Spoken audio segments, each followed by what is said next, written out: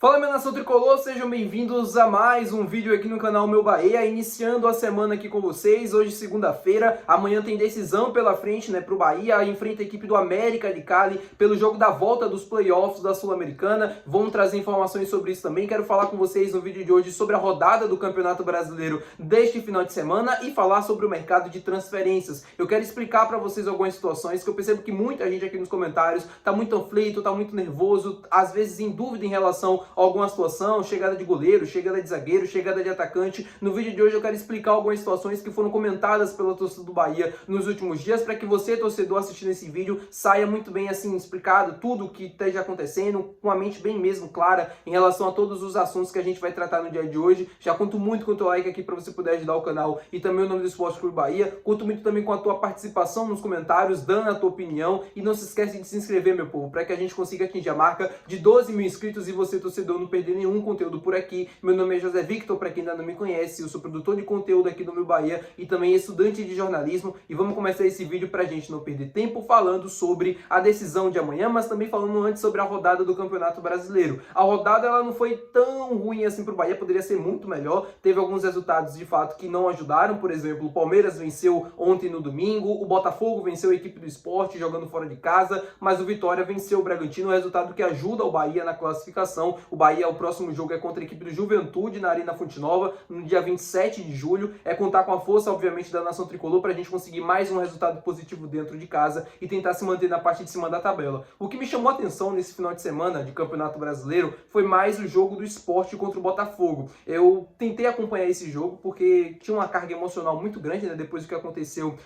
lá no centro de treinamento do Sport, a torcida invadindo, cobrando os jogadores daquela maneira. Então tinha uma tensão muito grande para essa partida. O Sport enfrentou um dos melhores times do Campeonato Brasileiro. O Bahia vai enfrentar o Sport daqui a 4 rodadas. Para mim, é um dos melhores times do futebol brasileiro, a equipe do Botafogo. E eu esperava que o Botafogo vencesse com autoridade, conseguisse vencer bem o Sport. Só que foi totalmente ao contrário disso. O Botafogo acabou vencendo, mas foi um jogo muito mais equilibrado do que eu esperava. Qual é a lição que a gente pode tirar disso, já pensando no jogo contra o Bahia? O Bahia vai enfrentar algumas equipes da parte de baixo agora da tabela, né? Especialmente sobre o Sport, que tem 3 pontos apenas no Campeonato Brasileiro, em 13 partidas disputadas. São 10 derrotas e 3 empates. É uma das piores campanhas da história dos pontos corridos. E qual é a lição que fica? É que não tem jogo fácil no Campeonato Brasileiro. Mesmo o Sport na 20ª colocação, com apenas 3 pontos, com 10 derrotas em 13 jogos, eles, assim, não vou dizer dos últimos jogos, né, dos primeiros jogos, mas em relação ao último jogo contra o Botafogo, é um time que conseguiu se reequilibrar no campeonato, né, conseguiu, assim, competir novamente, o que não estava acontecendo, e contra uma das melhores equipes jogando dentro de sua casa. O Bahia vai precisar ter uma mente muito tranquila, muito focada para conseguir vencer o jogo, porque se desfocar, se em algum momento achar que vai ser fácil, ou que vai ganhar de qualquer jeito, por conta da situação do Sport,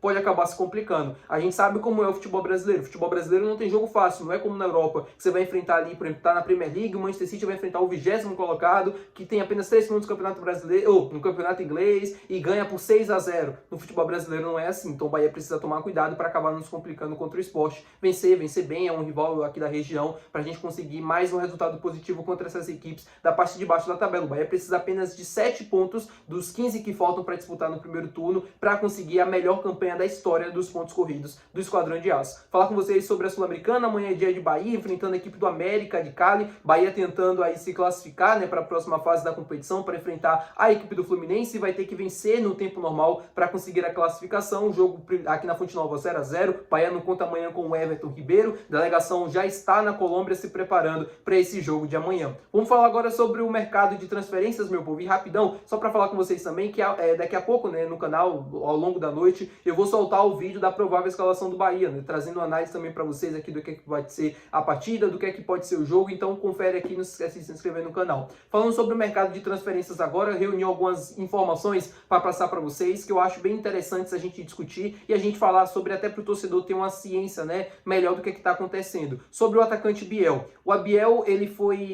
vai ser oficializado, né, ele não foi ainda, mas ele vai ser oficializado como novo reforço do Atlético Mineiro. O Atlético Mineiro conseguiu chegar a um acerto na negociação junto ao Sporting de Portugal.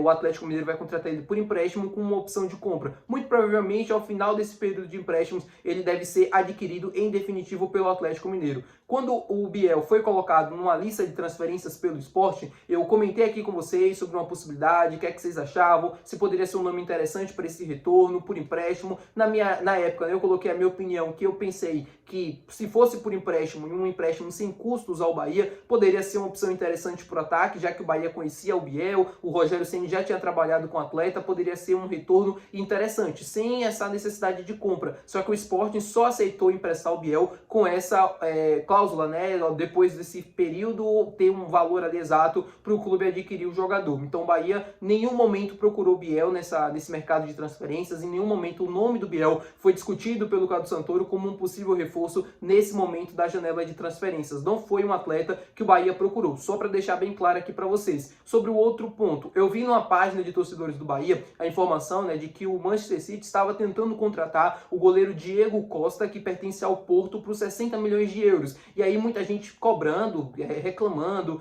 criticando por que o Manchester City estava, né, o Grupo City estava tentando contratar um goleiro para o Manchester City por 60 milhões de euros, enquanto o Bahia estava numa negociação se arrastando com o Patrick Sequeira, porque esse jogo, né, de interesse, né, o Casapia pedindo valor, o Bahia dizendo que não vai pagar, e o Bahia não consegue fechar a contratação do goleiro costarriquenho. E eu queria explicar essa situação para vocês, porque apesar de ser um pouco óbvia a resposta do porquê isso acontece, muita gente acaba não entendendo, muita gente acaba criticando, muita gente acaba se chateando com essa situação, sem conseguir entender de fato por que isso acontece. Primeiro, o Manchester City está no lugar chamado Europa, e lá se gasta mais, é natural que se gaste mais do que do futebol brasileiro. É comum esses tipos de movimentação. Outro ponto que é muito mais relevante e que explica também essa situação. O Manchester City arrecada muito mais do que o Bahia. Muito mais. O Bahia tem 3 anos de projeto com o Grupo City.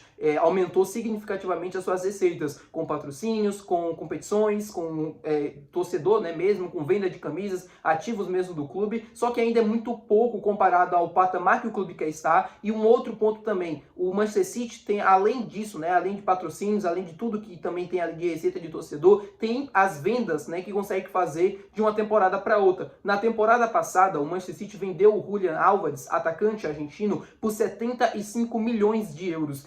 E teve o João Cancelo também sendo vendido por 25 milhões de euros para a equipe do Al Hilal. Tudo bem que também investiu esse valor. Só que, assim, quando você junta esses valores, né, das últimas vendas, tudo que o Manchester City vem fazendo, vem arrecadando nos últimos anos, é comum que esse tipo de movimentação seja comum para eles também. É comum que eles gastem 60 milhões de euros para contratar um goleiro. Óbvio que eu queria que o Bahia também tivesse esse poder de investimento, óbvio que eu queria que o Bahia pagasse 60 milhões em um jogador, claro que eu queria, né? Ainda mais 60 milhões de euros, não é nem de reais. Só que eu entendo a realidade do clube. O que eu vou cobrar da diretoria do Bahia, especialmente do Cadu Santoro, é mais agilidade nas contratações, é que o Bahia consiga fechar essa contratação do Patrick Sequeira o mais rápido possível, porque não dá para o Bahia ficar esperando mais também muito tempo. Fica esse jogo de interesse, né? O Bahia, não vou pagar o que você está pedindo, Casapia, só vou liberar se você pagar. Aí o Bahia fala, não vou pagar isso, só vamos tentar chegar a um acordo, e não chega a um acordo nunca. E quem sofre com isso é o clube, porque o Bahia precisa o mais rápido possível de um goleiro de alto nível. Eu acho que não é uma necessidade tão extrema assim, mas a gente sabe que é sim uma necessidade pensando a nível competitivo. Para mim hoje,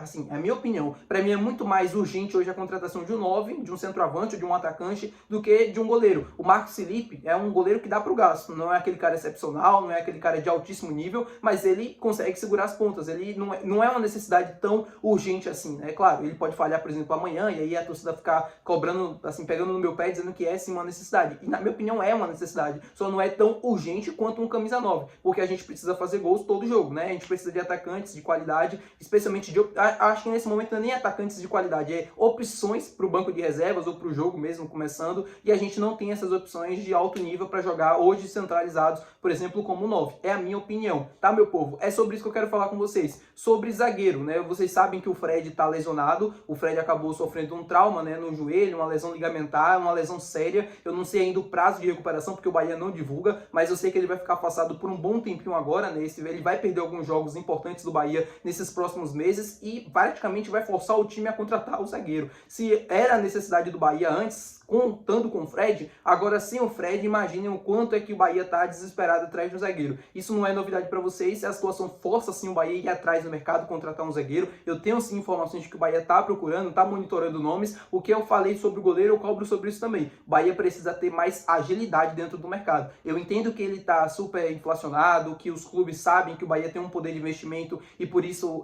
aumentam, né, os valores nas negociações, só que o Bahia precisa se movimentar e encontrar soluções o mais rápido possível, porque a temporada está passando, os jogos estão passando, jogos de 3 em 3 dias, não tem tempo para você descansar, não tem tempo para nada, e também não tem tempo para você demorar tanto para contratar jogadores. A janela fecha no dia 2 de setembro, eu espero que o Bahia consiga fechar pelo menos até o dia 15 de agosto, pelo menos 2 contratações lá no CT Evaristo de Macedo. Tá bom, meu povo? Muito obrigado por você ter assistido esse vídeo. Se você gostou, não se esquece de deixar o teu gostei, que é muito importante, não se esquece de deixar aqui o teu like, se inscrever, comentar, é muito importante para você poder ajudar o canal. Até o próximo vídeo, valeu, tchau!